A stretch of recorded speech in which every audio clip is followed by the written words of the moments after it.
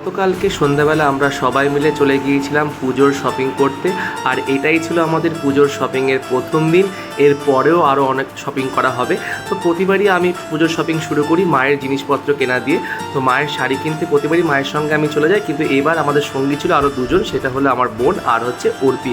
তো প্রতিবার মাকে নিয়ে গেলে আমার পছন্দ মতনই মা নেয়, কিন্তু এবার যখন তিনজন মেয়ে মানুষ আমার সঙ্গে ছিল তখন তো আমার অবস্থা একেবারে কাহিল করে ছেড়েছিল। ওটা দেখছে, সেটা দেখছে, শাড়ির ওপর শাড়ি দেখছে, তাও তাদের পছন্দ হচ্ছে না। কখনো বলছে এই কালারের ওপর অন্য ডিজাইন দাও, কখনো বলছে ওই ডিজাইনের ওপর ওই কালার দাও। মানে একদম পাগল করা অবস্থা। তো আমি তো চুপচাপ করে ভিডিও করছি, আর সবশেষে আমাকেই বলতে হচ্ছে কোন শাড়িটা কে নেবে, কোন শাড়িটা কার পছন্দ হচ্ছে, আমাকেই সমস্ত কিছু বলতে হচ্ছে। তো একেবারে নাজেহাল অবস্থা। তারপরে তো শাড়ি দেখা হলো, একটা দোকান ছিল একটা দোকানে গেলাম, সেখানেও শাড়ি দেখা হলো। তারপরে এক লাস্ট পছন্দ হলো, তারপরে শাড়ি ফাড়ি নিয়ে আমরা সবাই বাড়ি চলে এলাম। আর এখানে আমরা শাড়ি শপিং করি। আর তোমরা ওয়েট করো নেক্সট শর্টসের জন্য।